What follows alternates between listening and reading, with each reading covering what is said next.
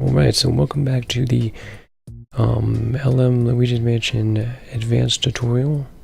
Area 4, one of my favorites. Kinda love the challenge of it. So to start off, you want to get this fire. And you don't want to get it by getting up here and just waiting and getting it later. You instead want to go all the way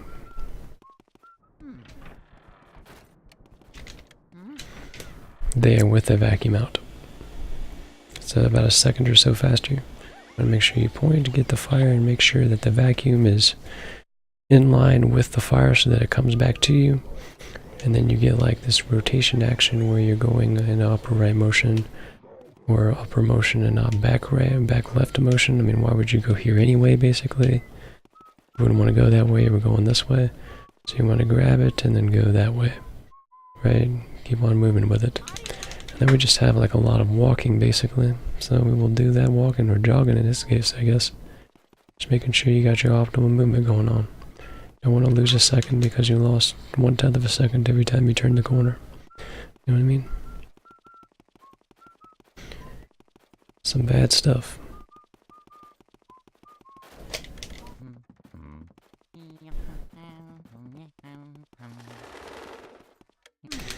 And the sidestep thing is one thing I did not explain in the previous video.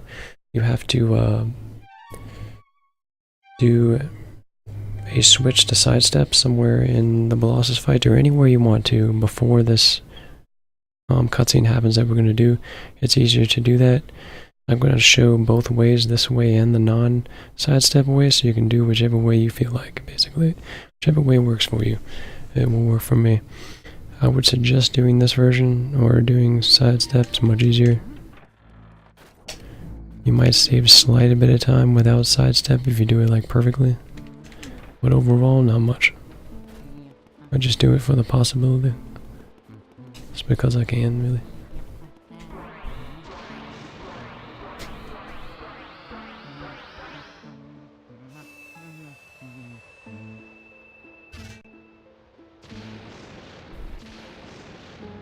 Okay, so we got the save state. And you basically just need to mash and then flashlight skip to avoid this. Right? Flashlight skip and try to move right and up. And don't get scared. And it's really easy just to not have to turn anything. You can just kind of go through here and there's a ghost there, so don't turn around too early. Like me, make sure you turn around.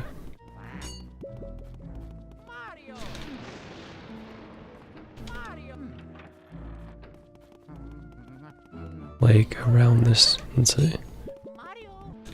He's like right at the pillar of that door, so I like to turn up personally. Gives you more leeway normally, so try turning up, maybe a good idea. And you want to go over here and get the mirror.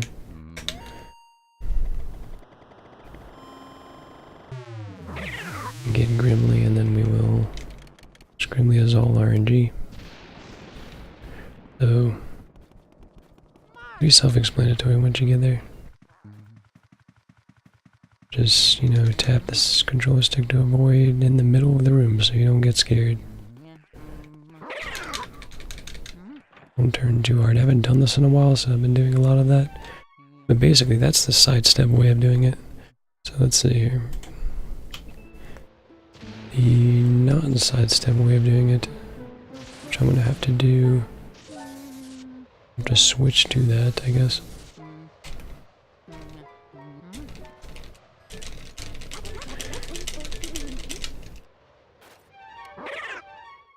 We'll just let that happen. So like you just kind of want to get the scare skip and kind of move yourself in this direction.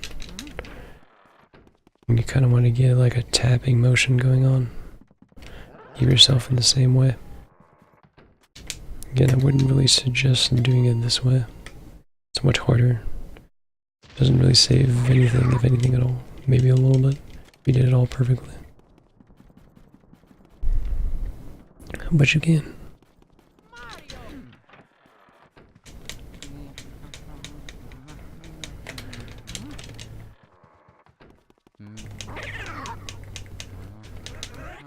Just move over here and do that, and I can try to explain Blue Hits' strat as well in this room now that I think about it. There's other strat in this room. I'm gonna get out of here real quick. Try to anyway. Respawn them the right way. Alright, he would have sidestep. Let's see if I can do this. I've never done this before. So he goes through the middle. And like does a scare skip that avoids this guy. And then it spawns the further guy up there at the same time like it did. And then he just goes through the middle as opposed to going around the outside. May not be able to do it myself because I've never done it before, but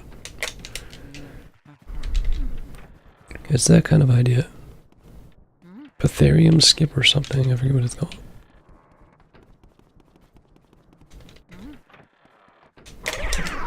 But you have to like time that. But again, I wouldn't worry about doing anything like that. If you want to learn that, Luigi is the right guy for that, for sure. A fast man. All good runners are good advice givers, not just me. If you find any good ones streaming or playing this game or questions, always ask them. I'm willing to help, and obviously this guy's RNG. Just wait and suck him up.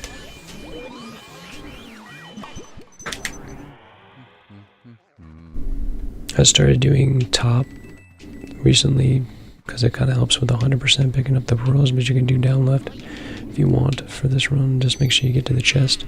Sometimes I struggle getting to the chest that way, so it's a little bit finicky and weird. So turn around and get this mirror. Just be careful because if you go too far right, you'll get the wardrobe, or too far left rather, sometimes you'll get the wardrobe. Apparently I found a good spot that I've never done before when I actually try to hit it to show you. But sometimes you get the wardrobe. Always aim for the right of the mirror. That'll give me a text box, but that's fine.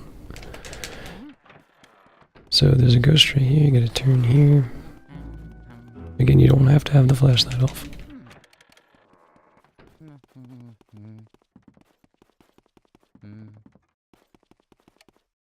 When you go to break room 1 cycle, well, I mean, it's like a side driven thing here. You don't actually have to do this. Let me think. I get this, save state, alright.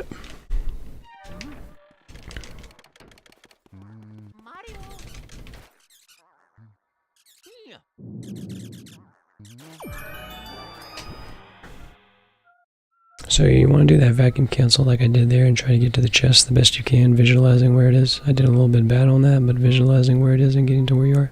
Timing it with the cutscene. Getting this. And if you don't go for break room strat, just move right to the key and get out. Break room strat is a pretty hard strat. Also, I need to do key glitch again. I'll do that after I get this boo. Once, for an example. But, like, the idea with the break room 1 cycle here, for the people that want to learn that, there's a boo, right? I think I'll show an example first and then explain what I did. I think that'll be better. Try to do that. Because like there's a couple different ways to do this. It's pretty much the method that I kind of found and then the way that Blue's does it. I do shorter pumps with a similar method to what he's using. And then he just like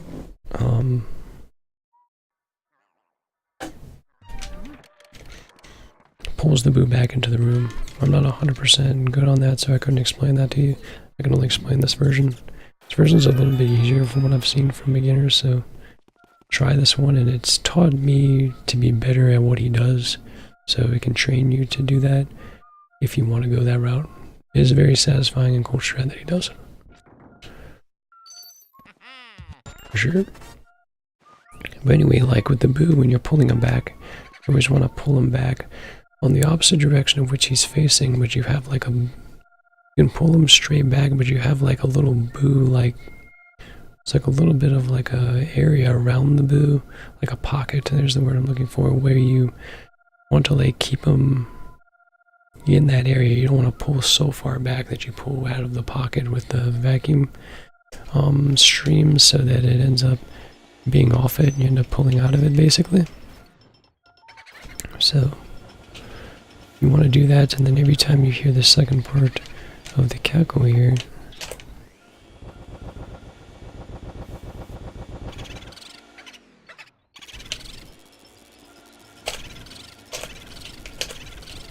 would you hear cackle, cackle, cackle, cackle? Notice how I was really late on that one, but every time you hear cackle, the second part of that, that's when you want to pull back.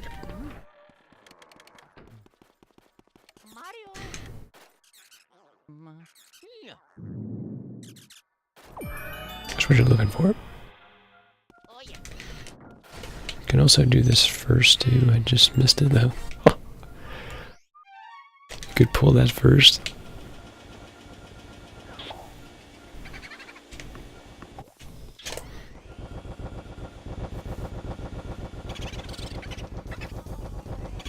And if you get him in a high barrel, he'll attack you and it'll be a little bit easier.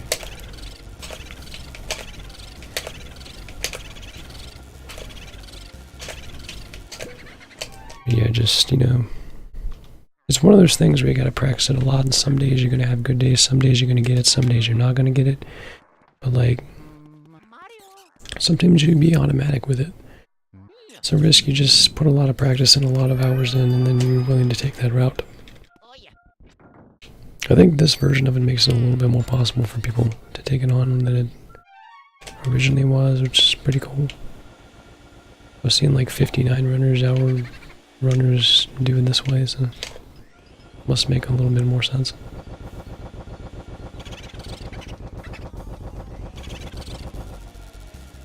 So a way you can read what he's in there too, and I'll explain that.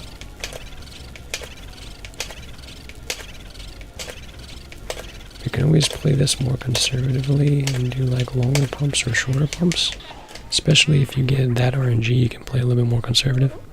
You have a little bit more leniency on how much you want to do that, but that depends on how comfortable you get.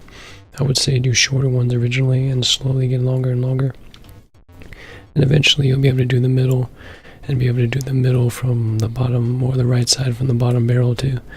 Whichever works for you. Again, you don't have to go for this. You can still get 56s no problem without this. You know, it's only like 7 to 10 seconds of time save over Vanguard Boo is what you'd be skipping. Which I'll just explain Vanguard Boo when I get there anyway. But like for the read, we have, if it's in a top barrel, it will obviously have a circle around the top barrel. You notice how, like, I mean, it's pretty obvious there because he was all the way on the right part as far as he could be. He literally moved to where I was. So,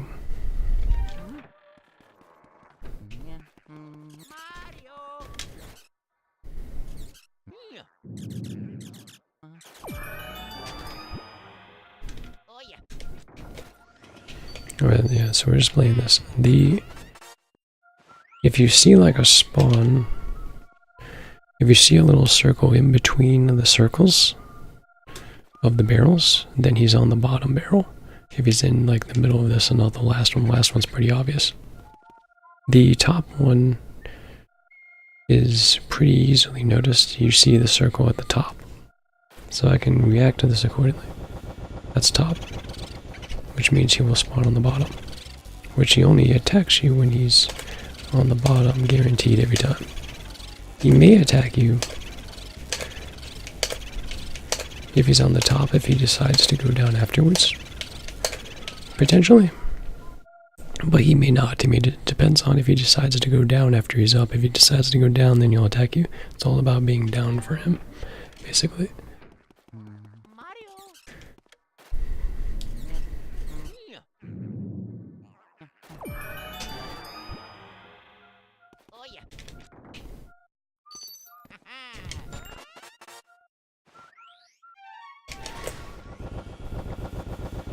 It's top again.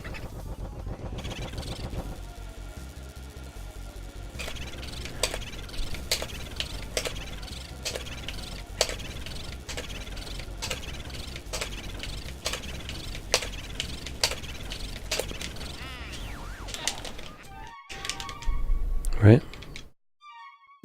And let's see if I can get a top barrel. We'll try one more time. That's basically what you're looking for. I guess I can like try to save state this, be a little bit closer.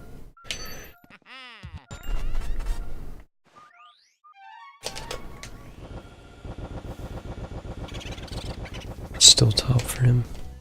Wonder if it changes. He's still over there, right? So he's still over here, right?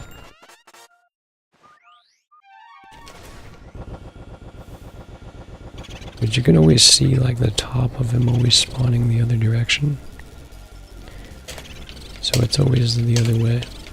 Just remember my rotation. You also have like this roundabout thing you can do here. See how I'm like circling around? And if that happens, definitely don't get hit on the cloth. If you're really close, you want to make sure you're like in on the cloth and nothing happens, you know? You don't want anything bad to happen like that.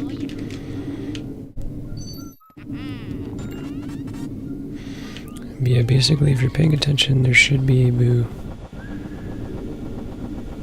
There would be a circle rather in the middle of the two ghosts, and I explained this more in my break room tutorial, so watch that if you want to go that route. I have all that there, so just go with that. You'll be good to go. We'll just continue on. We'll go to cellar. A cellar double was I found because of watching the task one day. You want to spawn this until you kind of anticipate hearing it. Then you want to stand in the dirt pile and turn around and get the double, and that was pretty fast and not explained at all, but examples are nice, right? So, like, you want to kind of anticipate, because there's a time. I do it by feel, unfortunately too much in this game, but it's like 3 seconds once you start doing it. So let's do save state. It's like 3 seconds, and then once you do that, the better you anticipate that, the better you want to be at the barrel and then move a little bit far back. Once you get it, so like when you're at the dirt pile, to get this, you want to move a little bit further back than that and be like right here. So I thought the boo moved there for a second. I was like, yeah, that's ironic, alright. So like you want to be about right here where the dirt pile would normally be, and I guess I could explain that with the dirt pile there as well. Like right here basically. And you can save it too. Like if you have this situation where you are too far, you can move back a little bit and put them in the right spot afterwards. Always just go to the and just move a little bit far back, move a little bit after that. That's what I do. And the angle for the double is kind of precise. There's really good time there.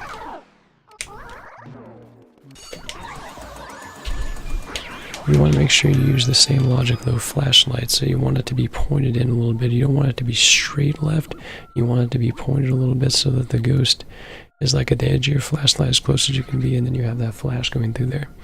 It's a really weird double animation to deal with too, as well in this game, because you're pulling them through stuff. Do your best to just get to the chest, that's the main thing. You can mess around, get good animations with it, of course, you can always work with it, but get to the chest, it gets pretty tough with that double a lot of the times, just to get the chest and get it cleanly.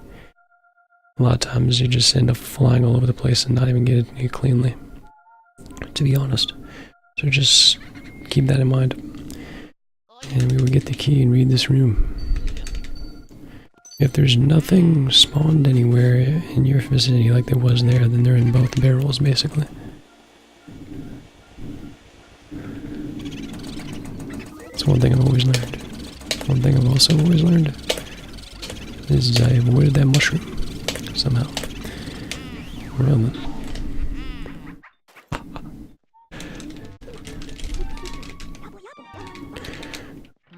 Alright, I'm gonna save there. And I'm gonna end up, basically normally you would walk back up here.